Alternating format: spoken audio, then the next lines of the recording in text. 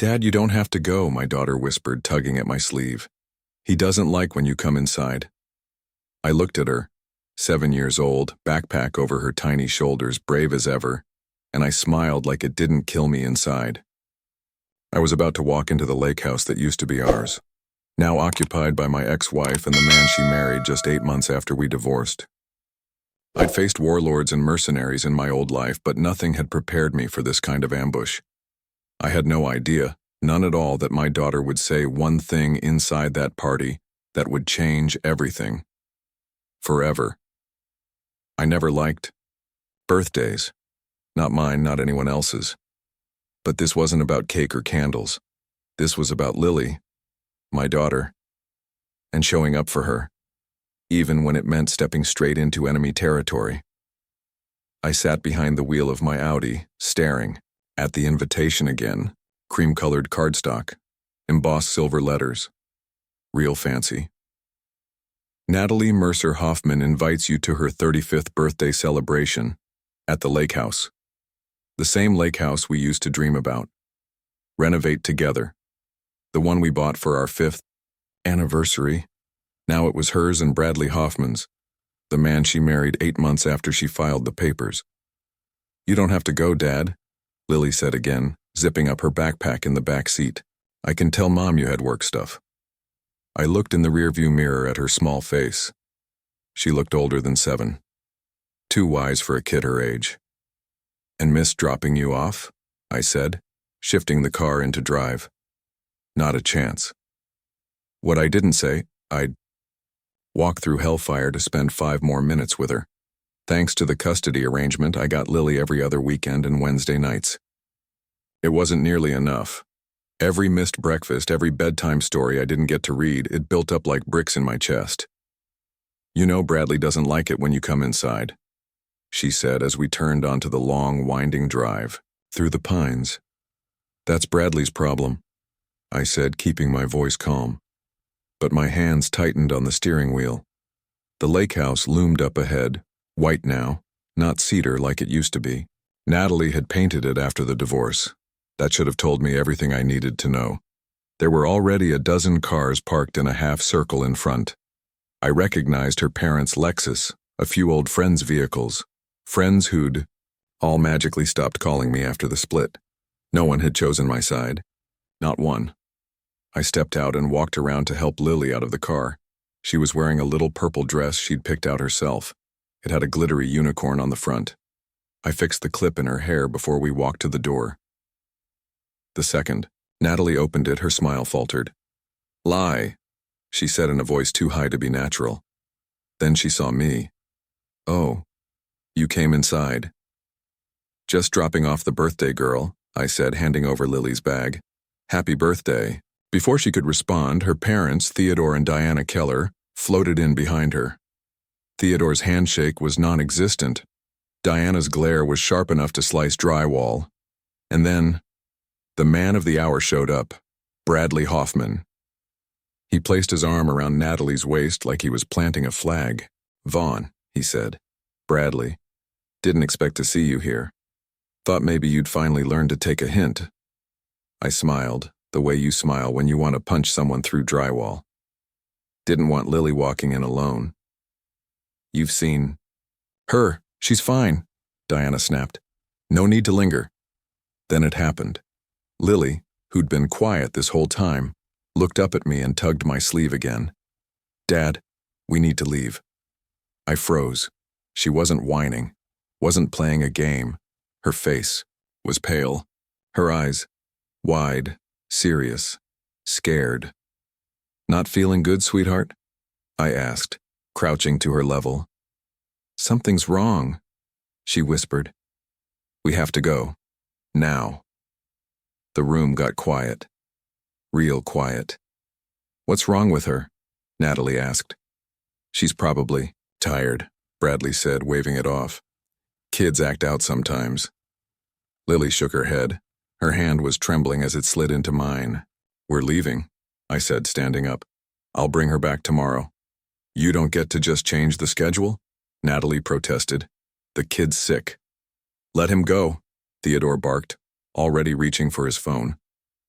As I walked Lily out, I noticed a man near the bar. Sharp suit, scar on his cheek. Not a face I recognized. And I never forget a face. Especially not one watching my daughter like that. We got in the car. I locked the doors. Drove down that winding driveway a little. Too fast. It wasn't until we reached the main road that Lily spoke again. "You need to drive fast, Dad." My stomach dropped. "Why?" "I heard Bradley and that man in the study. They said they're taking care of loose ends." She paused, swallowed hard. "They said your name." I stared in the rearview mirror. Black, SUV, 2 car lengths back. "They said you're a problem, Dad. A problem that needs to disappear." I didn't ask more questions. Not yet. My focus narrowed to 2 things. Keep the car moving, and keep Lily safe. The black SUV in the rearview mirror wasn't tailgating, but it wasn't casual either. They hung back just far enough to avoid suspicion, but close enough to keep us in their sights. Textbook surveillance. I'd done it myself 100 times, back in my private security days. But that was before I became a father. Before someone called me Dad, with a voice that anchored me to the earth more than any rank or mission ever had. "Lily," I said, my voice calm like I was just asking what she wanted for dinner. "I need you to lie down behind my seat. Don't come up until I tell you, okay?" Her small face appeared between the seats, eyes wide. "Is it the bad guys?" "Just being careful," I said, forcing a smile as I took a hard left onto a side road lined with trees and no streetlights. The SUV followed. That was confirmation this wasn't a coincidence. I tapped the steering wheel twice, my mind already cycling through protocols I hadn't used in years. I wasn't just a dad now. I was a target. 15 minutes of evasive driving led me to the underground garage of an office building downtown. I knew the security code. Dominic Rizzo, my old friend from Sentinel, owned the place. He was out of state this week, but the building was wired up tighter than a military base. I pulled into the far corner, killed the engine, and got out. "Come on," I told Lily as I opened her door. She climbed out quickly, gripping my hand with all the strength her little body had. We slipped through the service entrance and into Dominic's private suite. I used my emergency key and disabled the alarm manually. "Where's Uncle Dom?" she asked, blinking at the dim hallway lights. "In Dallas," I replied, heading straight for the control center. But his tech's always running. The security console lit up under my touch. I toggled through camera feeds until I confirmed it. The SUV had turned off before entering the garage. We'd lost them for now, but not for long. "Okay," I said, kneeling in front of her. "I need you to tell me exactly what you heard back at the party. Every word, even if it doesn't make sense." She took a shaky breath and looked down at her hands. Bradley was in the study. The man with the scar was there too. They were whispering and I was hiding under the stairs because the game room was too loud. Bradley said they had to move the timeline, that someone was asking questions.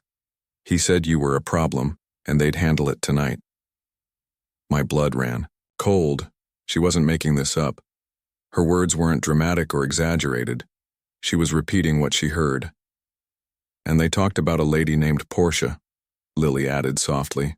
"Bradley said she was asking too many questions, that she might try to warn you. He was mad about it, said she needed to be silenced." Portia Devereux, Natalie's best friend.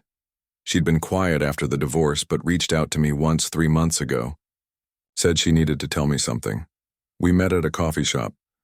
She looked nervous the whole time, like someone was watching. She never gave me details, just hinted. Said things didn't add up, that I should look deeper. She never followed up. I thought it was just post-divorce drama. Now I wondered if that was the biggest mistake of my life. Lily sat curled on the couch, hugging a pillow. I covered her with a blanket and told her to rest. Then I went to work. I pulled up everything I could find on Bradley Hoffman.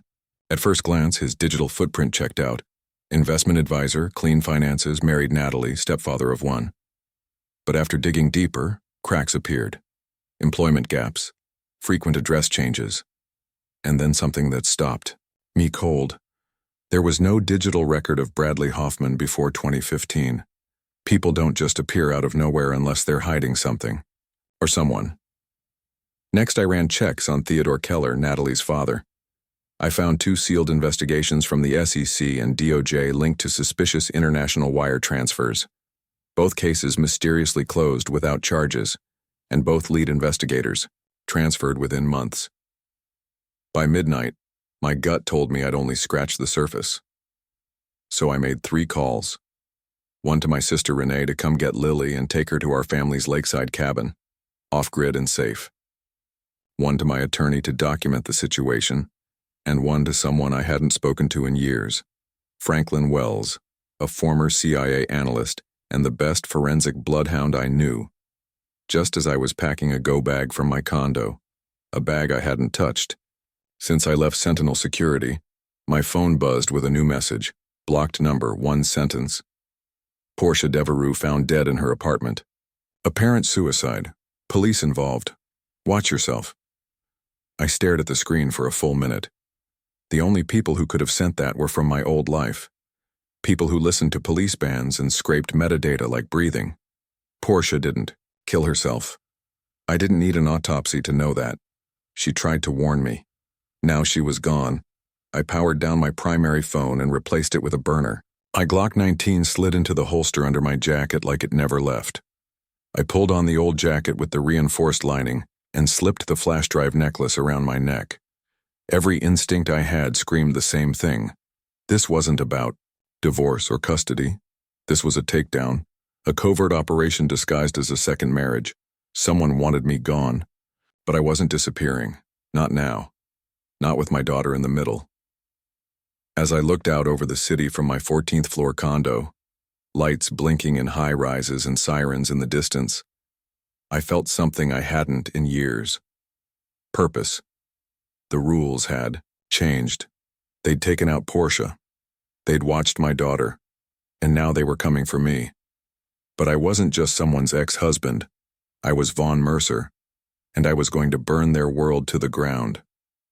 I waited in the shadows of the waterfront warehouse, the kind of place the city forgot about, the kind of place where things got buried. Rain smacked the rusted steel roof like a ticking clock. I checked my watch again. 2:37 a.m. Franklin was late. That wasn't like him. When we worked together at Sentinel, they called him Clockwork. The man didn't know how to be late. So, if he wasn't here yet, something had gone sideways. I stayed crouched behind a stack of warped pallets, one hand on my Glock, the other on my thigh holster. The air reeked of diesel and mold. Just as I was starting to think of alternate extraction plans, the door creaked open. Franklin slipped inside, dripping from the rain, eyes scanning like a man who never stopped calculating odds. He moved toward me, slow and steady. "You look like hell," he muttered, setting a waterproof case between us. 3 days of digging through lies and cover-ups will do that, I said. "Tell me you found something." He nodded. "You were right. About all of it. Bradley Hoffman isn't real.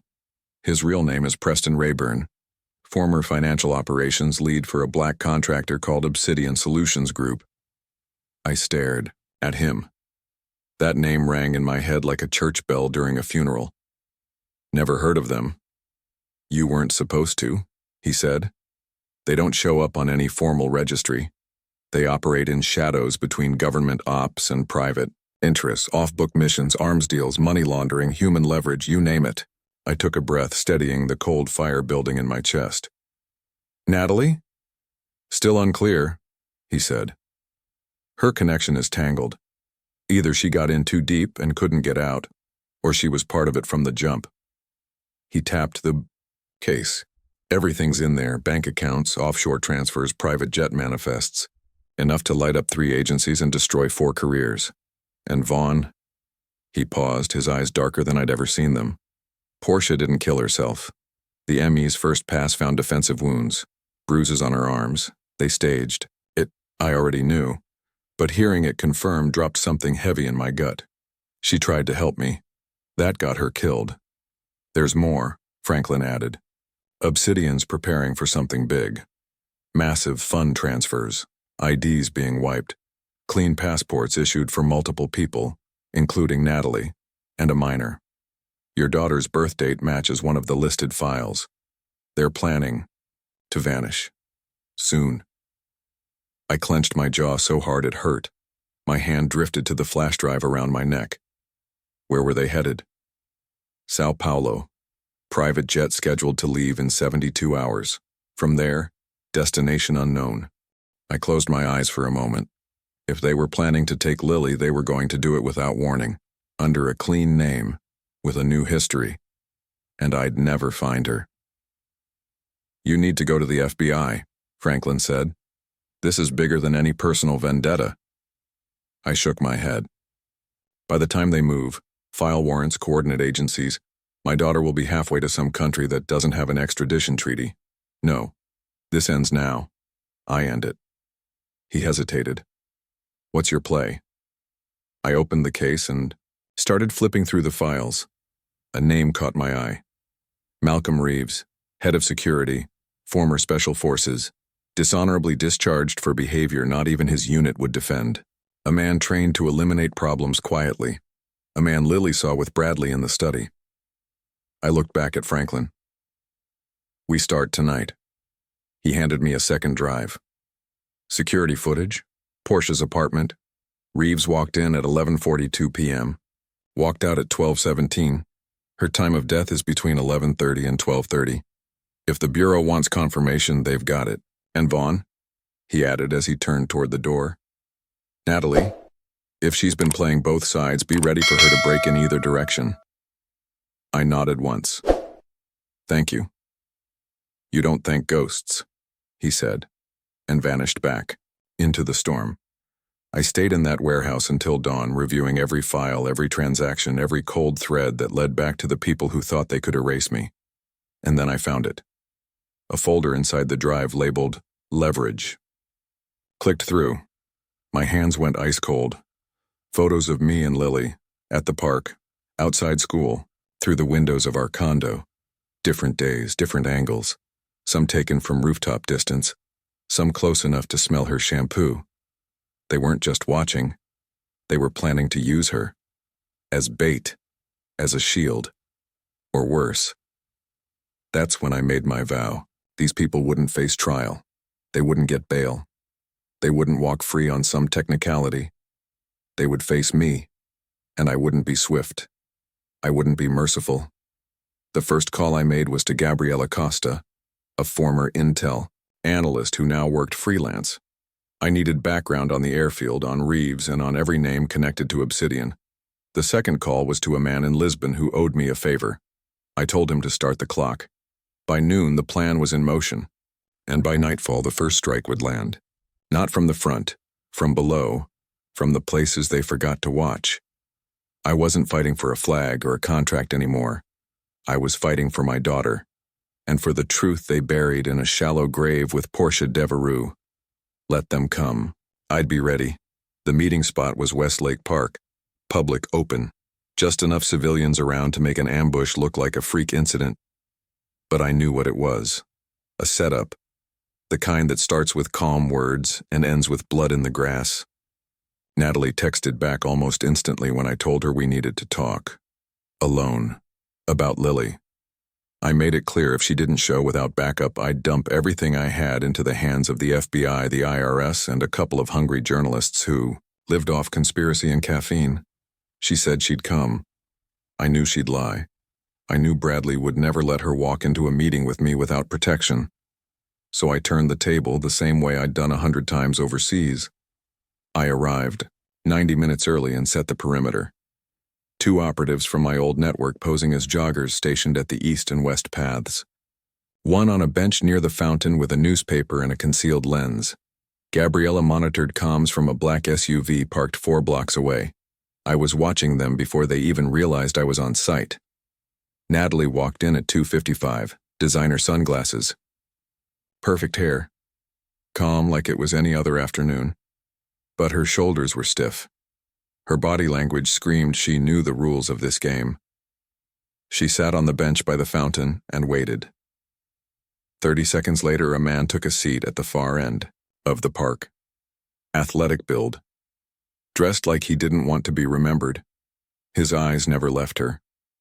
Another stood near the coffee cart pretending to stir cream into a cup for 5 solid minutes. I'd seen chessboards simpler than this. I stepped into the open at 3:00 exactly. Walked the long way around the park so they'd have eyes on me. Let them believe they were in control. As I approached Natalie, she didn't even turn her head. "You came," she said quietly. "You're the one who called the meeting," I replied. I sat down on the bench next to her. Not too close. I could see both her hands. She kept one on her purse. "You look tired," she said. "Is that the opening line they taught you?" I said back. "You liquidated over $2 million in assets in 48 hours. Booked a charter jet to Brazil. Had my daughter's passport. Changed. That's not tired, Natalie. That's hostile." She sighed. "Bradley handled most of that. I didn't know half the details until it was already moving." "Don't insult me," I said. "You married me under false pretenses. You let them use me for cover. You gave birth to Lily and still played the long con. So let's not pretend you were in the dark. The only thing you didn't plan for was Portia talking, and when she did, you let them take her out." That landed. I saw it in the twitch of her jaw. "I didn't know she'd go to you. I told her to stay quiet." "She died trying to do what you were too afraid to," I said. "So here's the deal. You walk away now, give up custody, give me everything you know about Obsidian. In exchange, I don't expose the whole thing and bring Lily down with it. You'll disappear, but you'll stay alive." "You think I'm scared of prison?" she said. "I'm scared for Lily. If they find out I turned on them, she becomes a target." "She already is," I snapped. "They had surveillance on her school, on our condo. They had maps of every route I take with her. This isn't hypothetical. Natalie. This is happening now." She looked at me then. Really looked. Like maybe the Natalie I once married was clawing her way to the surface. "They'll kill me," she whispered. "They'll make it look like an accident or suicide, just like Portia." "Not if you give me leverage," I said. "I've already burned 2 of their shell companies. I've locked up half their Cayman accounts. Give me the rest. Give me names, flights, patterns. I'll dismantle them before they even realize it's coming." "They'll still come after you," she said. "They won't stop until they erase everything that ties back to Keller and Preston." I leaned in close. "Let them try." Then I gave her the final push. A photo. Malcolm Reeves in her building lobby. Time-stamped 24 hours ago. I saw her face go pale. "He's in the city. He's watching. Waiting. If you stay with them, he'll kill you the second you become inconvenient. If you stay with me, I'll protect you until this is over." "And Lily?" she asked. "Does she know everything?" "She knows enough to stay alive," I said. "More than you gave her credit for." Her hand trembled on the purse, then she let it go. "Tell me what you need." "I need Bradley's location. I need the jet manifest. And I need a clean path to the last drive you hid. The one Portia gave you. I know you have it. She told me before she died." Natalie closed her eyes. "When?" She opened them again. The mask was gone. "I'll send you the location in an hour, but once this starts, there's no going back. I went past the point of no return the day my daughter told me you were trying to disappear with her." I said. "Everything since then is damage control." I stood. "You try to cross me again and I'll bury you with the rest of them." "Wait," she said as I turned. I paused. "Tell her," Natalie's voice cracked. "Tell her I'm sorry, and that I never stopped loving her." "I'll think about it," I said, and walked away. As I moved past the coffee cart, I gave the signal. 2 uniformed officers appeared out of nowhere and arrested the man stirring cream. Another plainclothes agent detained the guy on the bench. Anonymous tips about armed suspects had a way of complicating private security. I walked past Gabriella's SUV and nodded once. She nodded back. The trap was theirs. Until I flipped it. Now it was mine. The coordinates Natalie sent led to an airstrip 2 hours outside the city, the kind of place people use when they want to leave the country without paperwork or questions. Gabriella had already mapped the security layout by the time I got back to our temporary safe house. 6 armed guards around the perimeter, 2 more patrolling near the hangar. Surveillance cameras only on the east quadrant, probably old and half broken. I'd seen tighter defenses guarding pop stars. That told me something important. They weren't expecting an attack. They were expecting silence. The plan was simple. Get Bradley. Get the last set of files. Destroy Obsidian's escape route before it ever left the ground. Gabriella loaded the satellite footage and pointed at the Gulfstream G650 being prepped on the tarmac. It's scheduled to take off at 2 a.m.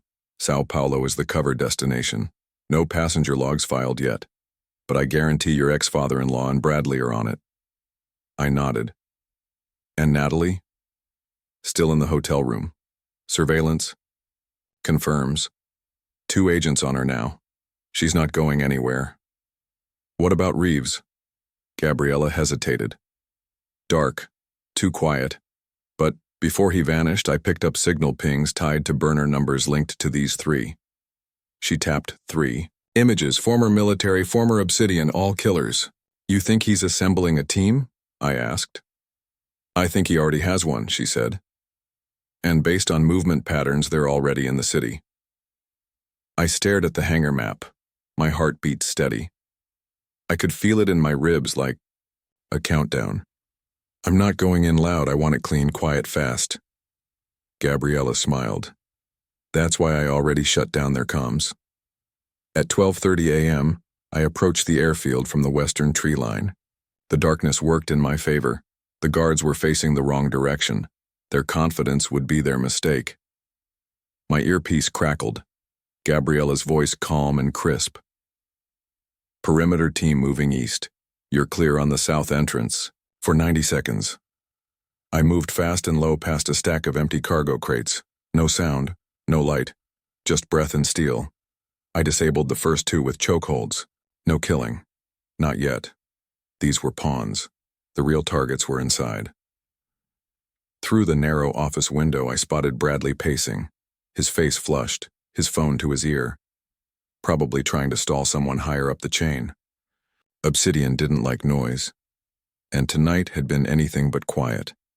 My intel had already triggered raids in 3 states, shell companies exposed, wire transfers traced, senators sweating through expensive suits. Obsidian wasn't just bleeding, it was hemorrhaging.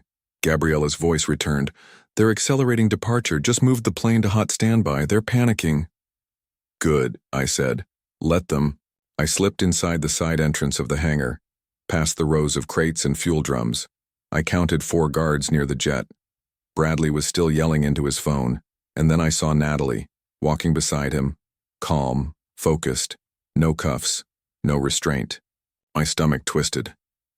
Had she flipped again? Was this another layer to the lie? But then I saw it. A slight nod in my direction. She looked up at the overhead camera and tapped her wrist twice. A code. 2 minutes. I moved into position near the fuel valves, planted small charges enough to disable, not destroy. I didn't need fire, I needed a message. Gabriella's voice again. Federal birds en route, ETA 4 minutes. Tell them to stay high until I give the signal, I said. This has to look like panic from the inside. Copy that, she replied. And Vaughn? Yeah, I said. Be careful. At 1:46 a.m., the main floodlights went out. My charges on the secondary generator worked perfectly. Panic set in fast. 2 guards shouted. 1 raised a weapon. Then came the blades. Helicopters in the distance. Spotlights carving through the night. I watched from the shadows as chaos swallowed their exit plan. Bradley tried to run back toward the plane. Natalie pulled him back, yelling something. He shoved her, hard. She hit the tarmac and stayed down. I moved, fast, silent, straight through the open hatch of the plane. I found the briefcase in the cabin, locked but not encrypted. Inside were the last files, a ledger, the real one. Not the doctored summaries I'd seen before. Offshore accounts, operation code names, government contracts paid through third-party, shell donors. This was the kind of information that could burn entire departments to the ground. I turned and stepped back out. Reeves was there, waiting, gun drawn, scar smiling. I knew you'd come, he said. I knew you'd follow the trail. Because that's what you do. Hunt, bleed, survive. And you still showed up, I said. Guess you're not as smart as they say. I'm the only one who matters now, he said. Obsidian's done. Keller's done. Preston's just a liability. But you're a threat. That makes you mine. Funny, I said. I was about to say the same thing. We moved at the same time, guns drawn, 2 shots. Mine hit his shoulder, his grazed my ribs close enough to burn. He staggered but didn't fall. I charged, elbow, knee, disarm. The gun slid across the concrete. He came at me with a blade. Old school, personal. I blocked, countered, slammed his wrist into the metal strut until the knife clattered away. He was strong, fast, but I was done holding back. This wasn't a duel. This was an execution. For Portia, for Lily, for every innocent caught in their machine. I pinned him to the fuel drum and held the knife to his throat. You lose, I said. I'm not afraid to die, he growled. Good, I said. Because prison will feel worse. I knocked him out cold, zip-tied his wrists, dragged him to the tarmac. The federal team swarmed seconds later. Guns out, orders shouted. Natalie was still on the ground, one arm over her head. She looked at me as they lifted her. You got what you needed, she said. Yeah, I replied. But it won't fix what you broke.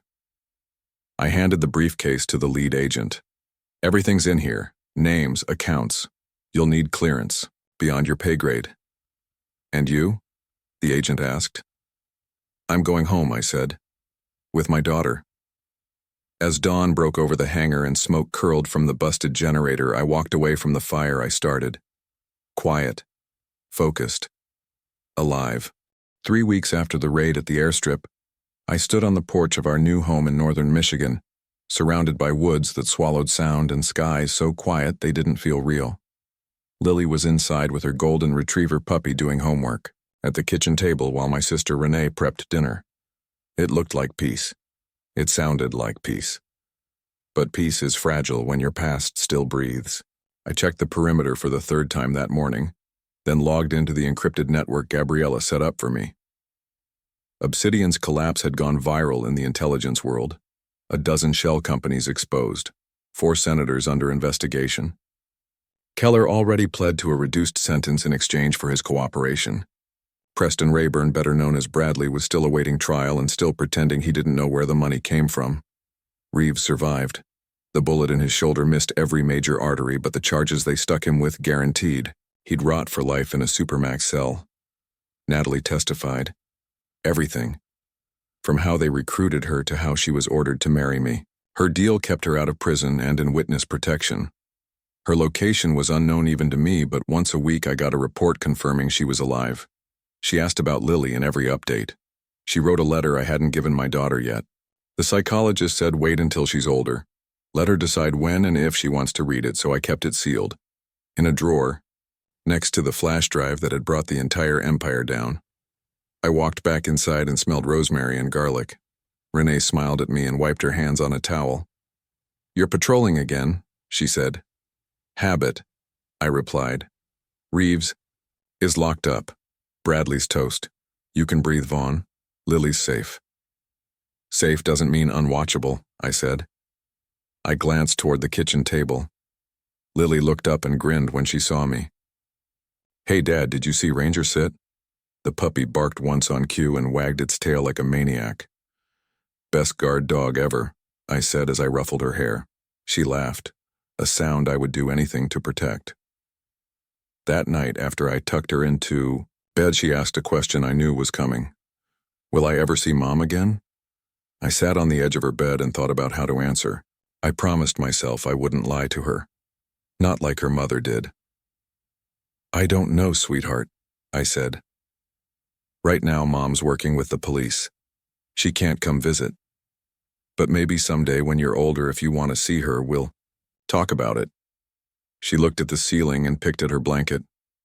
Was she bad? She made some really bad choices, I said. But I think she's trying to fix them now. That seemed to satisfy her. She nodded and hugged Ranger, before rolling over. I stood in the hallway for a while watching her sleep. Her breathing slow. The puppy curled up beside her. I didn't know if she'd ever forgive Natalie. I didn't know if I ever would. But I knew I would give Lily a shot at a life free from the shadows. The next morning I made coffee and opened the secure laptop again. One new alert. A red flag on a transfer route in New Mexico. Bradley's prisoner transport had deviated from its scheduled route. I made a call. My contact confirmed it. The vehicle was intercepted.